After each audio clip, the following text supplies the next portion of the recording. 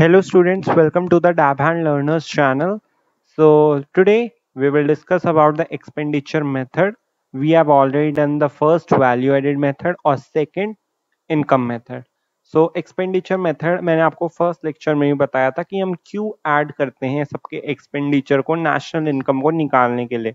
तो हम इसलिए सबके एक्सपेंडिचर को इंक्लूड करते हैं क्योंकि जैसे कि हमने इनकम मेथड में सबकी इनकम्स को इंक्लूड किया था, फिर नेशनल इनकम निकालेंगे। तो अगर ऐसे ही मैं सबके एक्सपेंडिचर को भी सम अप कर दूं तो मेरी नेशनल इनकम निकल जाएगी, क्योंकि हर एक पर्सन का एक्सपेंडिचर दूसरे पर्सन की इनकम होगी। अगर मैं किसी को खर्चा दे रहा हूं अपना, तो जो सामने वाला बंदा जो मेरा खर्चा ले रहा है उसके लिए तो वो इनकम होगी।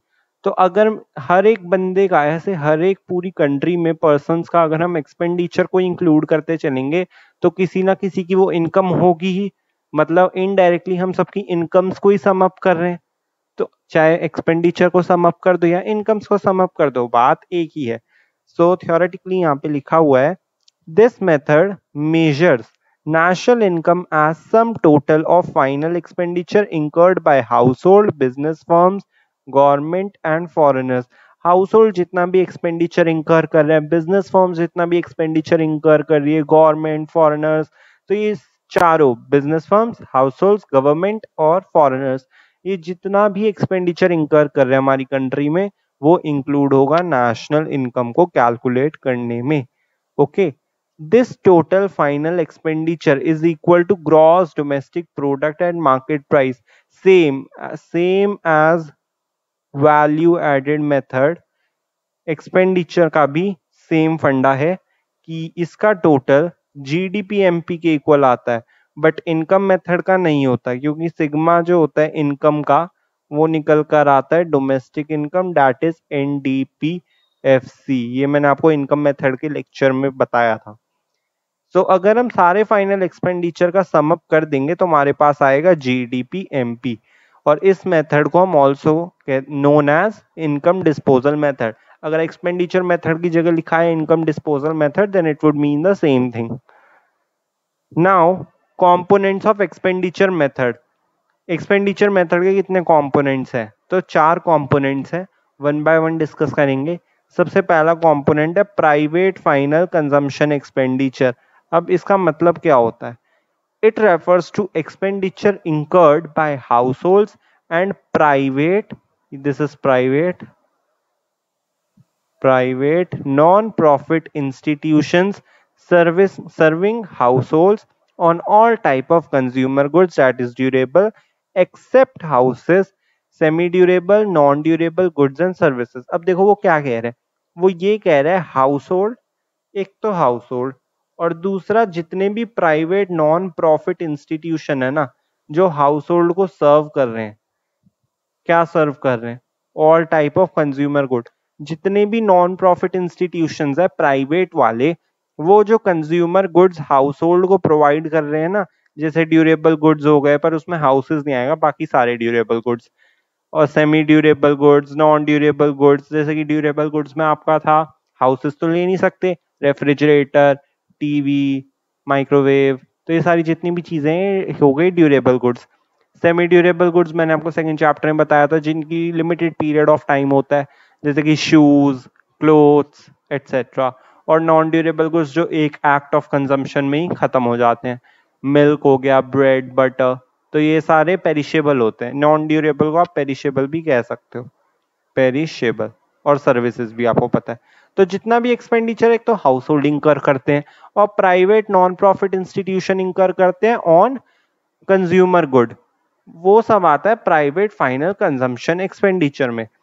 यहाँ पे लिखा भी है PFC, private final consumption expenditure is equal to household final consumption expenditure. जितना भी consumption expenditure household incur करते हैं, plus private non profit institution serving household final consumption expenditure. और जितना भी प्राइवेट नॉन प्रॉफिट इंस्टीट्यूशन को household को serve करने में अपना एक्सपेंडिचर लगा रहे हैं, वो भी इंक्लूड होता है। अब एक और मेन बात, it includes expenditure incurred by normal resident whether in the domestic territory or abroad। इसमें सिर्फ जितना भी एक्सपेंडिचर इंकर कर रहे हैं ना, वो सिर्फ नॉर्मल रेजिडेंट का इंक्लूड किया जाएगा। कहाँ पे कर रहे हैं उससे फर्क नहीं पड़ता, चाहे डोमेस्टिक टेरिटरी में कर ले या अब्रॉड में, वो फर्क नहीं पड़ता। Any expenditure incurred by residents during their foreign tour will be added in PFCE। और जो कोई भी एक्सपेंडिचर जो रेजिडेंट इंकर कर रहे हैं ड्यूरिंग देयर फॉरेन टूर, माने हमारा कोई रेजिडेंट है, वो फॉरेन गया घूमने, अब्रॉड गया वो घूमने, और वहां पे जाके उसने कुछ खर्चा किया, तो वो PFC में इंक्लूड होगा, ऐड होगा। बट कोई एक्सपेंडिचर इंकर किया जा रहा है बाय नॉन रेजिडेंट, कोई बाहर का बंदा हमारे देश में आया और उसने खर्चा किया, तो वो माइनस हो जाएगा PFCE में से, मतलब प्राइवेट फाइनल कंजम्पशन एक्सपेंडिचर में इंक्लूड नहीं होगा अगर कोई फॉरेनर हमारे देश में खर्चा करेगा तो। Second component is government final consumption expenditure. जितना भी फाइनल एक्सपेंडिचर कौन करती है? Government. It refers to expenditure incurred by general government और various administrative services like defence, law and order, education etcetera. जितना भी एक्सपेंडिचर इंकर किया जा रहा है, जितना भी खर्चा किए जा रहा है बाय द जनरल गवर्नमेंट, और जितनी भी वेरियस एडमिनिस्ट्रेटिव सर्विसेज हैं जैसे कि डिफेंस पर, लॉ एंड ऑर्डर पर, एजुकेशन पर, इन पर जितना भी खर्चा किया जा रहा है वो सब कहाँ आता है? गवर्नमेंट फाइनल कंजम्पशन एक्सपेंडिचर में। Government produces goods and services with the aim of social welfare. ये जो जितने भी गुड्स और सर्विसेज बनाते हैं सोशल वेलफेयर के एम के लिए बनाते हैं, किसी अर्निंग प्रॉफिट यानी कि प्रॉफिट कमाने के इंटेंशन से नहीं कमाते हैं या नहीं प्रोड्यूस करते हैं गुड्स को। तो GFCE में क्या क्या आएगा? Intermediate consumption of government. तो गवर्नमेंट का इंटरमीडिएट कंजम्पशन कैसे होता है? जैसे कि गवर्नमेंट रेलवेज है तो उसमें अपना खर्चा लगा रही है, ओके, तो सर्विसेज प्रोवाइड कर रही है। COE paid by government, compensation of employ जो गवर्नमेंट पे कर रही है।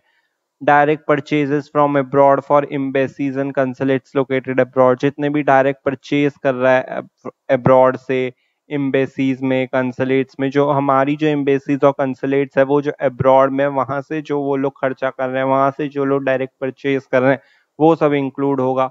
और जितना भी गुड्स और सर्विसेज को सेल कर रहे हैं वो माइनस हो जाएगा। अब सेल वाले को माइनस क्यों करते हैं? जनरली तो हम प्लस करते हैं। तो स्टूडेंट्स ये है एक्सपेंडिचर मेथड, इनकम मेथड नहीं। एक्सपेंडिचर मेथड है तो हम सिर्फ एक्सपेंडिचर को प्लस करेंगे, इनकम को माइनस कर देंगे। इसलिए सेल से हमारे पास इनकम आएगी, पैसे आएंगे, इसलिए हमने सेल को क्या कर दिया? माइनस, और परचेज को इस बार प्लस कर दिया। I know there were some student जिनको ये डाउट आया होगा कि सेल को प्लस करते हैं ना हमेशा, पर इसमें माइनस क्यों हो गया? Third component is gross domestic capital formation. It refers to addition to capital stock of the economy. Capital formation की डेफिनेशन हो गई है, क्योंकि capital formation is none other than investment. और इन्वेस्टमेंट मतलब क्या? कि कैपिटल स्टॉक में एडिशन हो रहा है। There are two components of GDCF। ये GDCF gross domestic capital formation के टू कॉम्पोनेंट्स है। पहला is gross fixed capital formation. सबसे पहला component gross fixed capital formation. It refers to expenditure incurred on purchase of fixed asset. Fixed asset पे जितना भी expenditure इंकर किया जा रहा है वो कहलाता है ग्रॉस फिक्स्ड कैपिटल फॉर्मेशन। और ये जो ग्रॉस फिक्स्ड कैपिटल फॉर्मेशन है ये भी 3 कैटेगरी में डिवाइडेड है, okay. Gross business fixed investment इसका पहली कैटेगरी। इसमें एक्सपेंडिचर आता है किस पर? जो नए प्लांट हम परचेज कर रहे हैं, मशीनरी, इक्विपमेंट, इस पे जितना भी खर्चा हो रहा है वो सब आता है ग्रॉस बिजनेस फिक्स्ड इन्वेस्टमेंट में। फिर आता है ग्रॉस रेजिडेंशियल कंस्ट्रक्शन इन्वेस्टमेंट। तो इसमें कौन सा खर्चा आता है, कौन सा एक्सपेंडिचर आता है? जो हम कंस्ट्रक्ट करने में नए हाउसेस को लगा रहे हैं या परचेज करने में नए हाउसेस को लगा रहे हैं बाय दी हाउस होल्ड। तो रेजिडेंशियल मतलब हाउस होल्ड और हाउसेस से रिलेटेड, बिजनेस मतलब purchase of new asset. Gross public investment. It includes expenditure on construction of flyover, bridges, roads by the government. जितना भी expenditure हो रहा है flyover बनाने में, bridges, roads बनाने में by the government, वो सब आता है gross public investment में, ओके। तो ये तो तीनों थे किसके? ग्रॉस फिक्स्ड कैपिटल फॉर्मेशन के, इसके ये तीनों पार्ट्स थे इसके। पर GDCF जो हमारा तीसरा कंपोनेंट है एक्सपेंडिचर मेथड का, ग्रॉस डोमेस्टिक कैपिटल फॉर्मेशन, वो कैसे कैलकुलेट होगा, GDCF। तो इसके सिर्फ दो कंपोनेंट है, एक तो है GFCF जैसे कि ग्रॉस फिक्स्ड कैपिटल फॉर्मेशन, ये वाला जिसकी 3 कैटेगरी है। तो एक तो ये है इसका कंपोनेंट, प्लस एक है इन्वेंट्री इन्वेस्टमेंट। वो अभी मैं आपको बताऊंगा इन्वेंट्री इन्वेस्टमेंट क्या होता है। बट जनरली ये जो 3 हमने टाइप्स पढ़े ना, इसमें बच्चे कंफ्यूज हो जाते हैं कि ये किसका पार्ट है, फिर फिक्स्ड कैपिटल किसका है। तो I want to make you clear कि GDCF के 2 पार्ट है, एक तो ये ग्रॉस फिक्स्ड कैपिटल फॉर्मेशन और दूसरा है इन्वेंट्री इन्वेस्टमेंट। ये जो हमने 3 पढ़े ये ग्रॉस फिक्स्ड कैपिटल फॉर्मेशन के फर्दर टाइप्स है, so don't confuse in that. Inventory investment. It refers to the physical change in the stock of raw materials, semi-finished goods and finished goods lying with the producer. इसका मतलब क्या है कि stock, raw material का stock हो, semi finished goods का stock हो या फिनिश्ड गुड्स का स्टॉक हो, जो हमारे प्रोड्यूसर के पास है, उसमें कितना चेंज आ रहा है, कितना फिजिकल चेंज आ रहा है। और ये इन्वेस्टमेंट इसलिए है because it represent the goods produce but not use for current consumption. वो ये इन्वेस्टमेंट इसलिए क्योंकि ये कौन से गुड्स को रिप्रेजेंट करता है, जो बन तो गए पर अभी कंजम्पशन के लिए यूज नहीं हो रहे, मतलब अभी ये अनसोल्ड है, अभी तक हुए नहीं। तो अनसोल्ड मतलब चेंज इन स्टॉक। मैंने आपको वैल्यू एडेड मेथड में बताया था कि हम सेल्स और अनसोल्ड दोनों को प्लस कर देते कि हमारे वैल्यू ऑफ आउटपुट क्या क्या आया, और चेंज इन स्टॉक को हम क्या कहते थे वहां पे, अनसोल्ड। तो change in stock is equal to closing stock minus opening stock, closing stock minus opening stock. Okay, so inventory investment और कुछ नहीं, चेंज इन स्टॉक है। तो आप कह सकते हो GDCF is equal to GFCF plus change in stock. Change in stock से तो अब हम फेमिलियर हो गए, जहां भी चेंज इन स्टॉक आया बहुत इजी पड़ जाता है, क्लोजिंग माइनस ओपनिंग स्टॉक। चलो थर्ड कंपोनेंट भी हो गया GDCF करके। Fourth component is net export. Net export income method में बताया था कि हमें एक्सपेंडिचर मेथड में करेंगे। It refers to the difference between export and import of a country during a period of 1 year. एक साल के अंदर अंदर क्या क्या डिफरेंस आता है एक्सपोर्ट और इम्पोर्ट में, वो अगर हम नेट एक्सपोर्ट निकाल रहे हैं तो हम क्या करेंगे, एक्सपोर्ट माइनस इम्पोर्ट। अगर हमने एक्सपोर्ट माइनस इम्पोर्ट कर दिया कंट्री का ड्यूरिंग 1 ईयर, तो हमारी क्या वैल्यू आ जाएगी, नेट एक्सपोर्ट की वैल्यू आ जाएगी। अब एक्सपोर्ट इम्पोर्ट वैसे तो पता ही होगा, बट फिर भी एक्सप्लेन कर देता हूँ एक बार। Export refers to expenditure incurred by foreigners on purchase of domestic products. This is purchase. अब फॉरेनर्स कितना भी एक्सपेंडिचर इंकर कर रहे हैं हमारे प्रोडक्ट्स, हमारे जो इंडिया में प्रोडक्ट्स बने उनको खरीदने में, तो वो एक्सपोर्ट कहलाए जाएंगे। The exported goods are produced within the domestic territory, thus they are included in the output of the economy. Foreigner हमारे गुड्स पे के लिए खर्चा कर रहे हैं, तो ये हो गए एक्सपोर्ट, और ये जो एक्सपोर्ट है ये इंक्लूड होंगे इकोनॉमी में, स्टॉक के आउटपुट में इकोनॉमी के, क्योंकि ये डोमेस्टिक टेरिटरी के अंदर बने हैं, ये इंडिया में ही बने हैं।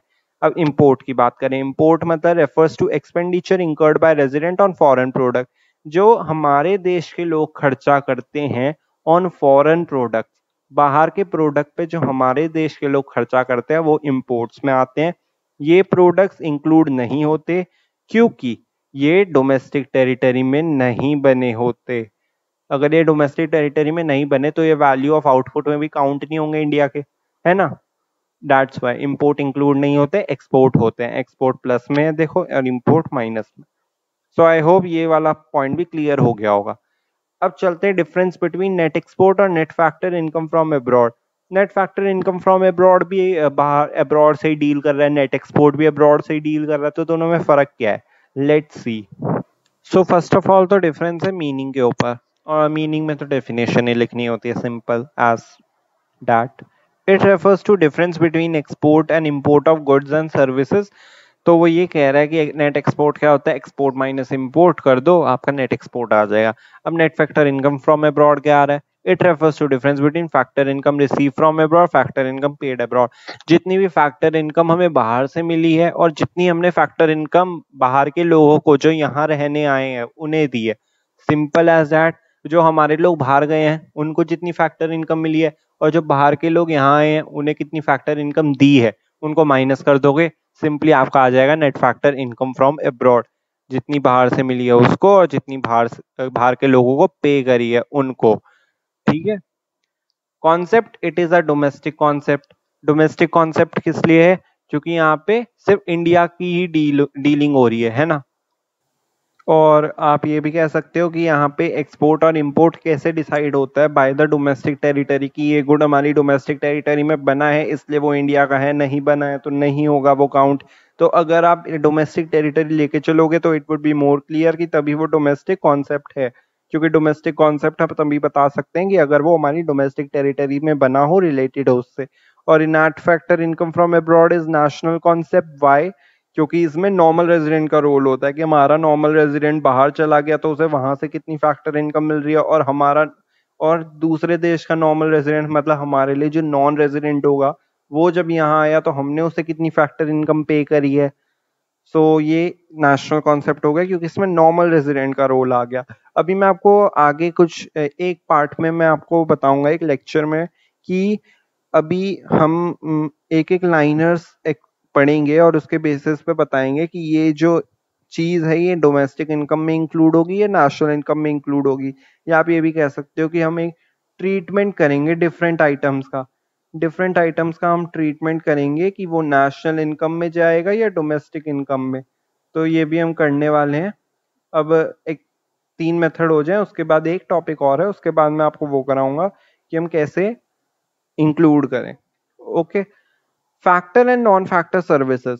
Net export net factor income from abroad में नेट एक्सपोर्ट में तो नॉन फैक्टर सर्विसेज इंक्लूड होती है क्योंकि आपको भी पता है इसमें रेंट, वेजेस, प्रॉफिट, इंटरेस्ट ये सब तो आता नहीं है। एक्सपोर्ट और इंपोर्ट में डायरेक्ट गुड्स और सर्विसेज आते हैं, बट इसमें फैक्टर सर्विसेज आती हैं। किसमें? Net factor income from abroad में। उसी का तो खेल है, उसी की वजह से हमें बाहर वाले लोगों से पैसे मिल रहे हैं और हमें देने भी पड़ रहे हैं, है ना। So I hope this would be clear to you. अगर आपको किसी में भी डाउट हो then kindly do comment. Now steps of expenditure method.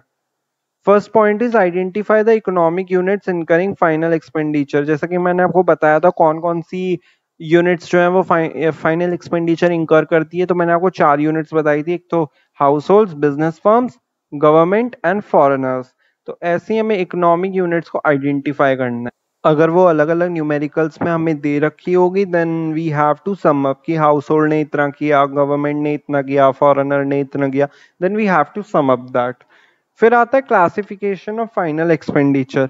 फिर फाइनल एक्सपेंडिचर को क्लासिफाई करो, पीएफसीई, जीएफसीई, जीडीसीएफ, जो हमने भी पढ़ा था, private final consumption expenditure, government final consumption expenditure, gross domestic capital formation, net export. उसके बेसिस पे फिर हम करेंगे क्लासिफाई 4 ग्रुप्स के अंदर।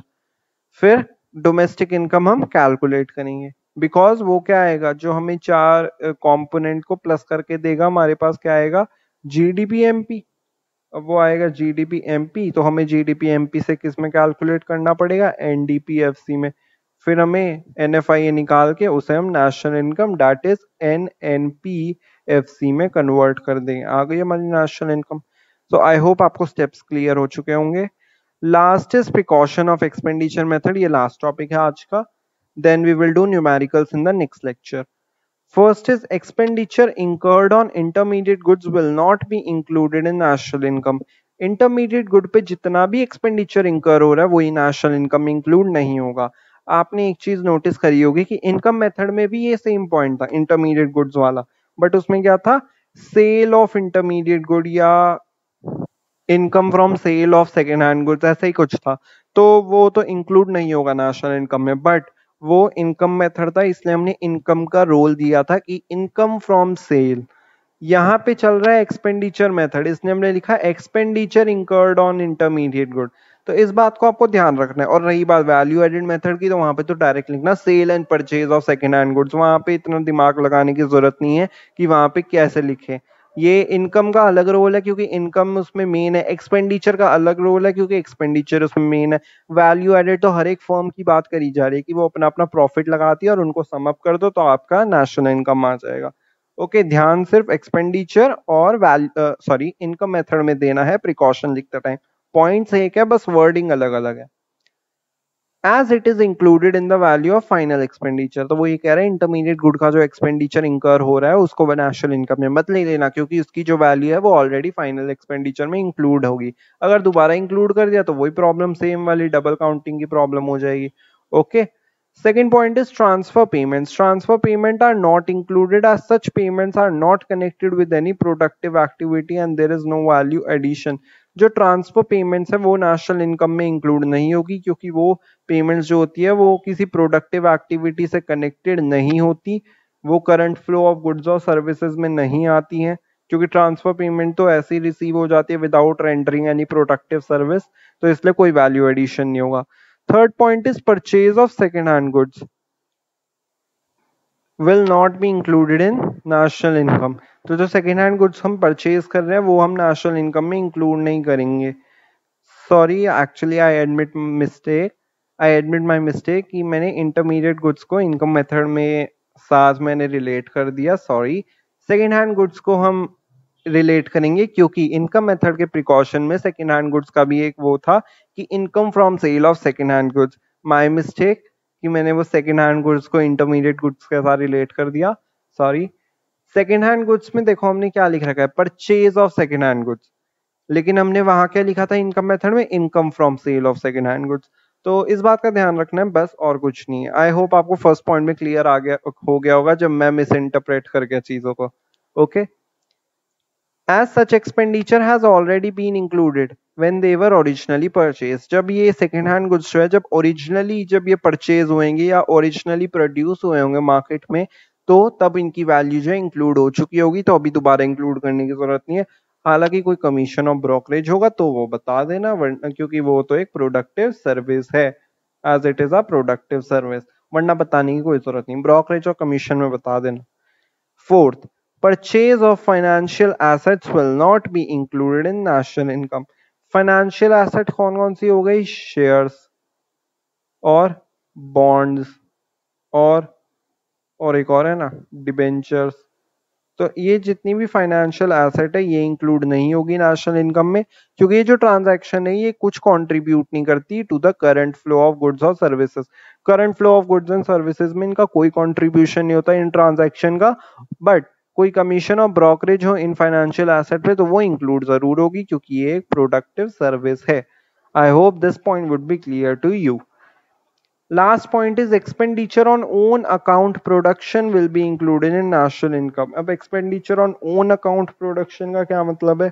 I would tell you, since these are productive services like production from self-consumption, imputed value of owner-occupied houses. तो जो farmer सिर्फ अपने लिए अपने सेल्फ कंजम्पशन के लिए प्रोड्यूस कर रही है, जो आदमी सिर्फ अपने ऑक्यूपाइड हाउस जो उसने घर बना रखा है उसमें ही रह रहा है, तो उससे भी कुछ इम्प्यूटेड वैल्यू जैसा मैंने वैल्यू एडेड मेथड में बताया था, और इंटरेस्ट ऑन ओन कैपिटल, जैसा कि आप कह सकते हो कि हमने इनकम मेथड में भी एक पढ़ा था precaution, imputed value of services provided by owners of production units. तो ये सारी चीजें इंक्लूड होगी क्योंकि इसमें बंदा खुद ही प्रोडक्शन कर रहा है ना. खुद ही प्रोडक्शन नहीं कर रहा मतलब खुद ही एम्प्लॉयड है, खुद ही सेल्फ एम्प्लॉयड है, अपने लिए ही कर रहा है. जैसे कि इम्प्यूटेड वैल्यू जो है ओनर ऑक्यूपाइड हाउसेस के, interest on his own capital, अपनी खुद की कैपिटल पे इंटरेस्ट देना, प्रोडक्शन फॉर सेल्फ कंजम्पशन के लिए प्रोड्यूस करना, तो ये वो खुद को ही सेल्फ एम्प्लॉयड कर रहा है. तो ये सारी चीजें जो है नेशनल इनकम में इंक्लूड होगी क्योंकि ये प्रोडक्टिव सर्विसेज है.